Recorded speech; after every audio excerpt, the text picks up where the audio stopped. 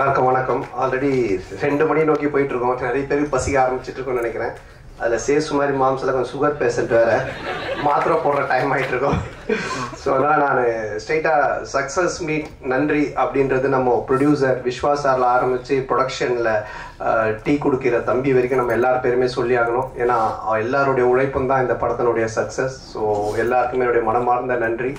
அப்புறம் கார்த்திக் எல்லாருமே சொன்ன மாதிரி ப்ரெஸ் அண்ட் மீடியா, நீங்கள் ஃபஸ்ட்டு ஷோ பார்த்துட்டு அன்றைக்கி நைட்டு ட்யூட் பண்ணது, இன்ஸ்டாகிராமில் நீங்கள் சப்போர்ட் பண்ணது, ரிவ்யூஸ்லாம் மார்னிங்கே சீக்கிரமாக சொன்னது, நிறைய ரிவ்யூஸ் பாசிட்டிவாக வந்தது. நான் ஆஸ் எ ஹீரோவாக ஒரு அந்த கேரக்டரை நான் ட்ராவல் பண்ணி போயிட்டு இருக்கும்போது இவங்க அவங்களுடைய ஜாப் வந்து ரொம்ப நல்லா பண்ணாங்க. இவர்கிட்ட ஆரம்பித்து சார்ட்ட ஆரம்பித்து இங்கே உட்காந்துட்டு இருக்க எல்லாருக்கிட்டுமே நம்ம சொல்லலாம். ஸோ இவங்க எல்லாரும் நடித்து ஆடியன்ஸை கவர் பண்ணதான் இந்த படத்தினுடைய மிகப்பெரிய சக்ஸஸ் என்னோட நடிப்பை விட. ஸோ அவங்க எல்லாருக்குமே என்னுடைய மனமார்ந்த நன்றி நான் தெரிவிச்சுக்கிறேன். அது மட்டும் இல்லாமல் இந்த படம் இல்லை, என்னுடைய எல்லா படங்கள்லையுமே என் கூட நடிச்சவங்க எல்லாருமே இருப்பாங்க. எல்லா படங்களும் வித்தியாசமான கேரக்டர்ஸில் கண்டிப்பாக கூட ட்ராவல் பண்ணுவாங்க. ஸோ அது கண்டிப்பாக உறுதி. அதுக்கப்புறமா ஹீரோயின் அவங்க என் கூட இருப்பாங்களான்றத நான் டைரக்டர்கிட்ட கேட்கணும். அடுத்த படத்தில் சொல்லிட்டாங்க.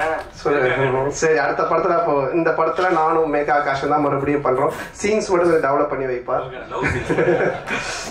ஸோ எல்லாருக்கும் ஒன் செகண்ட் நன்றி நான் சொல்லிக்கிறேன். ஆல்ரெடி டைம் இல்லை. நீங்கள் ஏதாவது நீங்கள் பேசுகிறதா இருந்தால் கொஸ்டின்ஸ் எதுனா இருந்தால் நம்ம கொஞ்சம் ஃபியூ கொஸ்டின்ஸ் மட்டும் நம்ம இன்ட்ராக்ட் பண்ணிக்கலாம். வந்துட்டீங்களா தலைவா?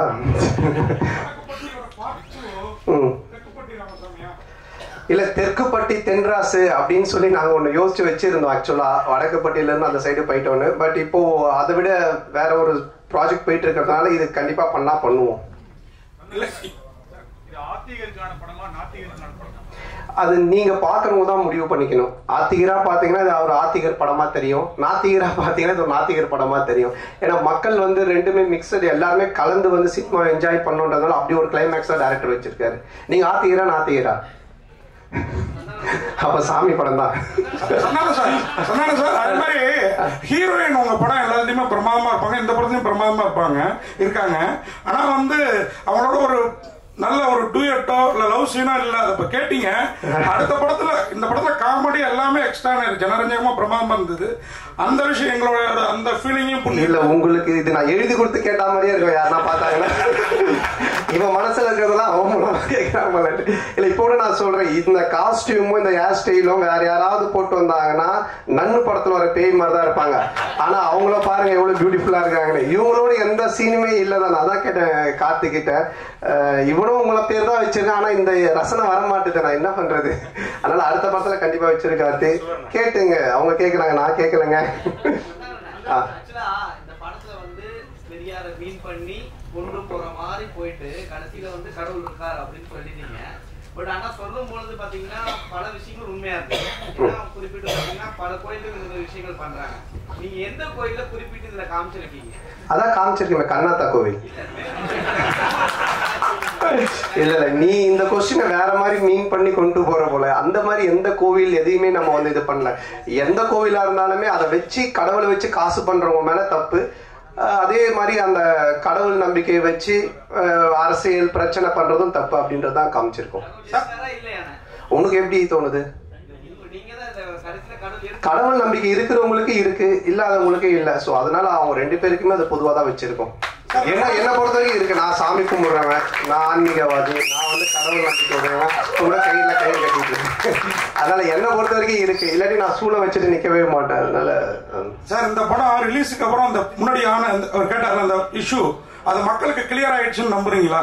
ஆமா, இல்லைன்னா இது வந்து வெற்றி படமா இருக்காது. யாருமே சிரிச்சிருக்க மாட்டாங்க, கைத்தட்டி இருக்க மாட்டாங்க, ரிவ்யூஸ் நல்லா வந்திருக்காது. நீங்க எல்லாம் வந்து பார்த்துட்டு பாராட்டி எழுதியிருக்க மாட்டீங்க. நீங்களே இந்த கேள்வி இப்ப கேட்டிருப்பீங்களா? வேற ஏதாவது தான் எழுதியிருப்பீங்க. அதனால அது மக்கள் ஏத்துக்கிட்டாங்க. மக்களுக்கு வந்து புரிஞ்சிருச்சு இவங்க என்ன சொல்ல வந்திருக்காங்க. அதுவும் இந்த கண்டென்ட் இன்னைக்கு காமெடி பொறுத்த வரைக்கும் ஹாரர் காமெடி, அப்புறம் வந்துட்டு ஃபேமிலி காமெடி, இப்படி நம்ம லவ் ராம் காமெடிலாம் போகலாம். ஆனா ஒரு சோசியல் காமெடி பண்றது ரொம்ப கஷ்டம். டைரக்டரால் ஈஸியாக பண்ணவே முடியாது. ஏன்னா சோஷியல் கண்டென்ட்ல கை வைக்கும்போது ரொம்ப பார்த்து வைக்கணும். ஏன்னா 2 விதமான ஆட்களுமே இருப்பாங்க. ஸோ அது ரொம்ப கார்த்திக் பியூட்டிஃபுல்லாக ஹேண்டில் பண்ணதுனால 2 விதமான ஆடியன்ஸுமே என்ஜாய் பண்ணுறாங்க. நாத்திகரை என்ஜாய் பண்ணுறாங்க, ஆத்திகரை என்ஜாய் பண்ணுறாங்க. ஸோ அதுக்கு உண்மையிலே டைரக்டர் தான் நம்ம பாராட்டு சொல்லணும். அதே மாதிரி கூல் சுரேஷ் இந்த கண்ணாடி நீங்க கொடுத்ததா தான் சொன்னாரு. அதுக்கு அந்த கருப்பு பெயிண்ட் அடிச்சிருக்கலாம்ல படத்துல. உண்மைதான். இதோட அந்த கண்ணாடி யாரும் யூஸ் பண்ண மாட்டாங்களா? திருப்பி நீ வாங்கி யூஸ் பண்ணி வைப்பாரு, பண்ண மாட்டேன்ல. அது அவன் அப்படிதான். பிக் பாஸ் வந்து ஒருத்தர்கிட்ட ஒரு ட்ரெஸ் வாங்கி வந்திருக்கான். அவங்க பேர்லாம் சொல்ல மாட்டா, கண்ணாடி மட்டும் சொல்லிட்டா இவர்கிட்ட இருந்து வாங்கினேன்ட்டு. அவனை பத்தி நீங்க பேசினா பேசிக்கிட்டே இருக்கணும். அதுதான் அவன் ஏதோ ஒன்று பண்றான், அதை கண்டுக்காதீங்க.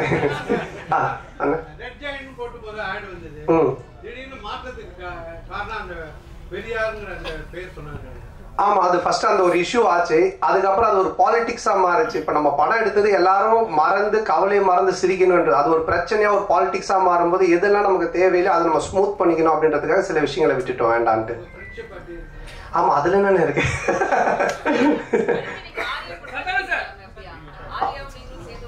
ஆமா ஆமா, அதுல ஒரு ஹீரோயின் கிடைச்சிட்டாங்க, இன்னொரு ஹீரோயின் மட்டும் கிடைக்கல.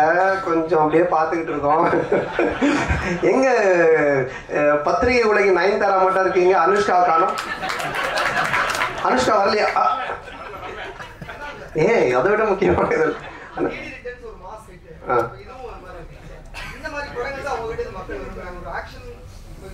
இல்ல, எனக்கு பொறுத்தவரைக்கும் எல்லாருமே இப்போ பாத்தீங்கன்னா நிறைய பேர் படம் பார்த்துட்டு வாழ்க்கையில ரொம்ப இறுக்கமா இருக்கவங்க, ரொம்ப சோகமா இருக்கும், ரொம்ப பிரச்சனையா.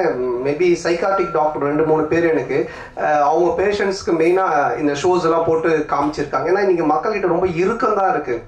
எல்லாருமே முகத்துல ஒரு சோகம், ஒரு சந்தோஷமே இல்லை.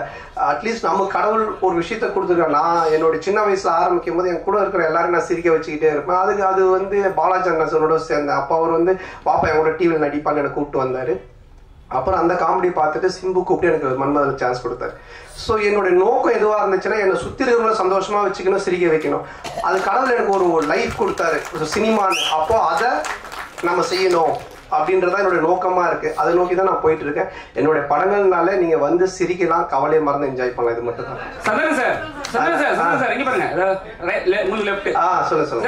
படம் ஃபுல்லா சூப்பரா இருக்கு. ஆனா வந்து கட் சீன் அதை விட நல்லா இருக்கு. நீங்க இல்லன்னு சொல்லிட்டு அதை கட் பண்ணிட்டீங்களா? இல்ல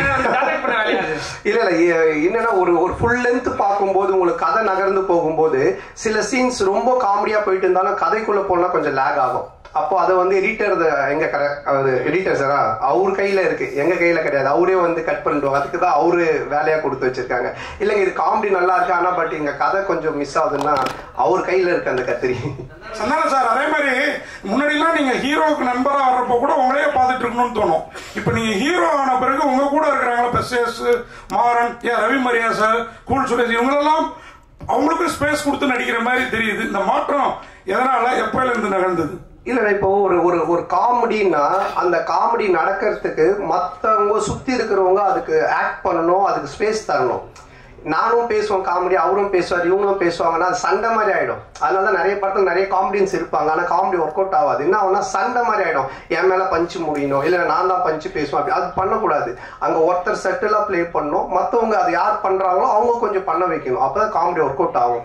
ஸோ அதை நான் இந்த படத்துல பண்ணேன். இதுக்கு முன்னாடி இதுக்கப்புறம் வர படங்களே அதான் நான் பண்ணுவேன். என்னுடைய ரோல் நான் பண்ணிட்டு சுத்தி காமெடியன்ஸ் அவங்க என்ன பண்றாங்களோ அதுக்கு நம்ம ஸ்பேஸ் கொடுத்து ஒர்க் பண்றது. ஸோ இதுதான் காமெடியோட ஃபார்முலாவே. இப்ப நான் ஒண்ணு சொல்றேன்னா அதுக்கு நீங்க அமைதியா இருந்தாலும் சிரிப்பு வரும். நீங்களும் நானும் மாத்தி மாத்தி பேசிட்டு இருந்தா அப்படி இருக்கும். ஸோ அது அந்த ஒரு ரூல்.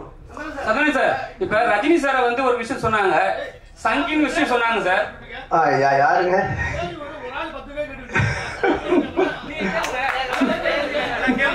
சரி, அண்ணன் கேட்டு முடியல. நீ கேளுங்க.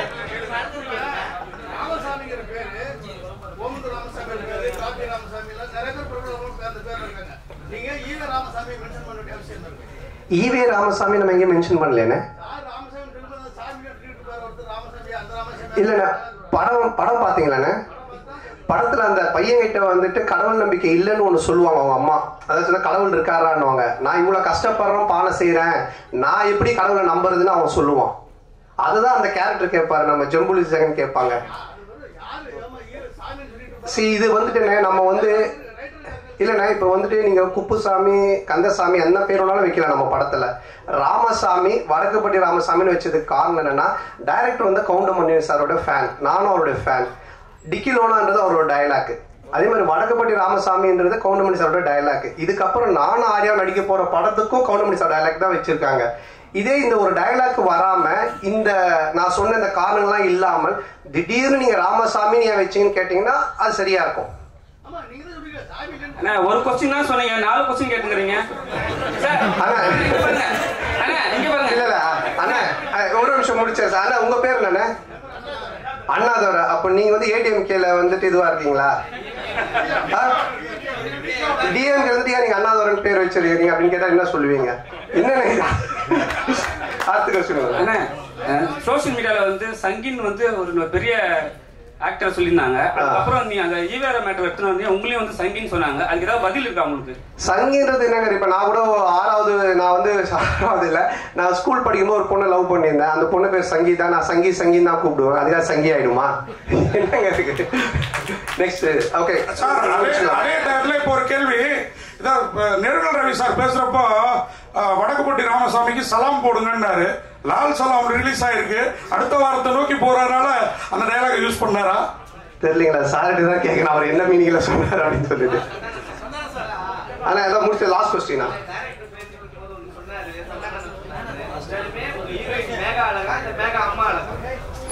மேக அம்மா அழகுன்னு யார் சொன்னது? நானா டைரக்டரா? இல்ல இல்ல, கண்டிப்பா 2 பேருமே அழகுதான். ஸோ அதனால ரொம்ப சந்தோஷம் உங்க எல்லாருமே சந்திச்சதுல.